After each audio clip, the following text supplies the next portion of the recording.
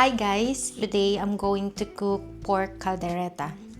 As you can see, naka-prepare na yung mga gagamitin kong ingredients. So here I have garlic and onions, pork belly na hinati-hati ko na, red bell pepper, and the vegetables, carrots, and potato. And I have also here tomato sauce na binili ko sa Thai store. And I have also liver spread, tomato paste.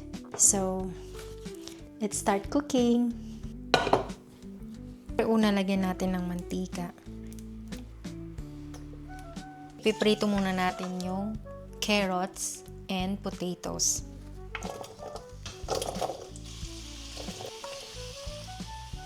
So, ito guys, yung gulay, kaya prinito ko siya. Kasi, para hindi siya madurog mamaya sa final. Kasi mahalaga ang gulay na buo pa rin kapag luto ka ng kaldereta. Pwede na natin siyang hanguin kasi medyo malambot na siya.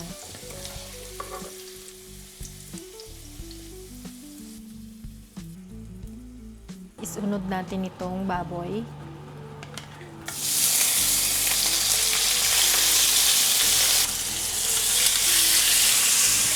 Yan guys, isang kutsa muna natin yung baboy.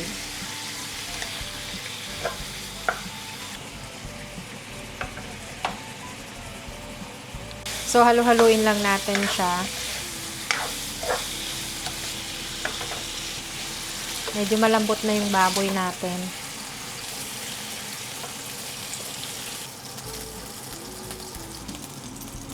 So, mag-start na tayong maggisa para sa kalderetang baboy. Dito nga pala guys, gagamit nga pala ako ng butter instead of oil. Kasi may oil na yung baboy eh.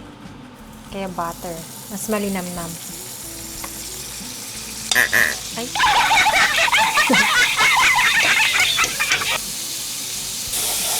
Sarap. Bango. Bawang.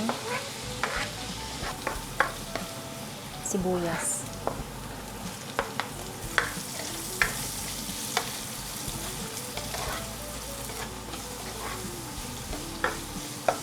Then, lagyan natin ng tomato paste.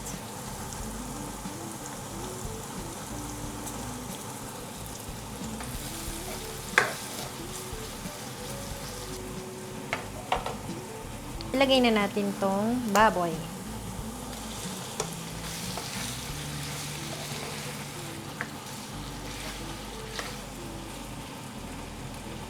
Lagyan natin ng tubig para sa sabaw.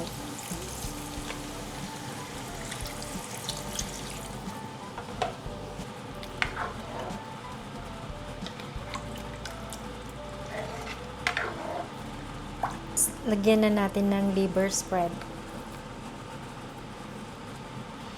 Kahit kalahati lang. No?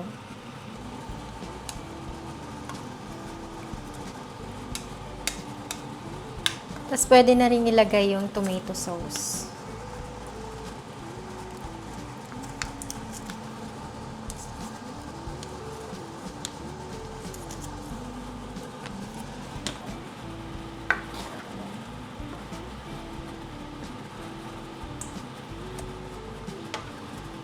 Tapos lagyan natin ng pamintang durog.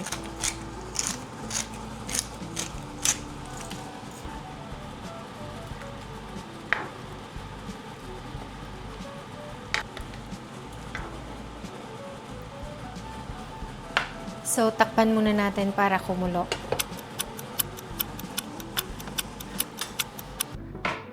So, after kumulo, pwede na natin ilagay ang bell pepper.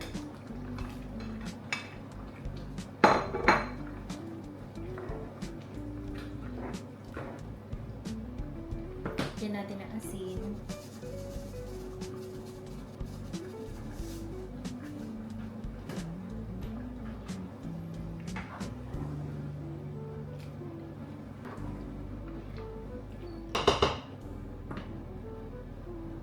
Ano na natin siya ng 2 minuto. So guys, kumukulo na. Pwede na nating ilagay yung carrots and potatoes.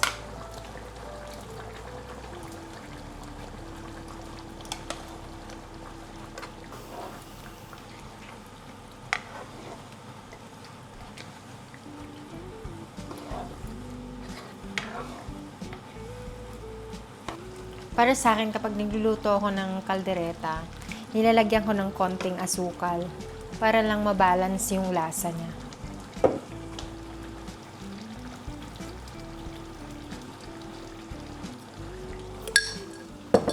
Tsaka natin haluin.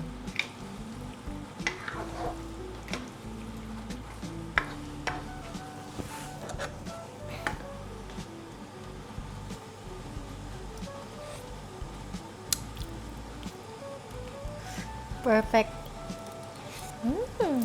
Sarap.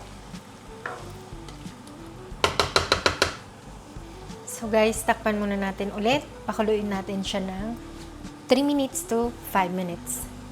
Check na natin kung luto na yung bell pepper.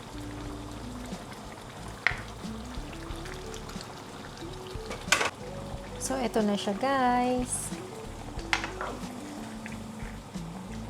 Our pork caldereta.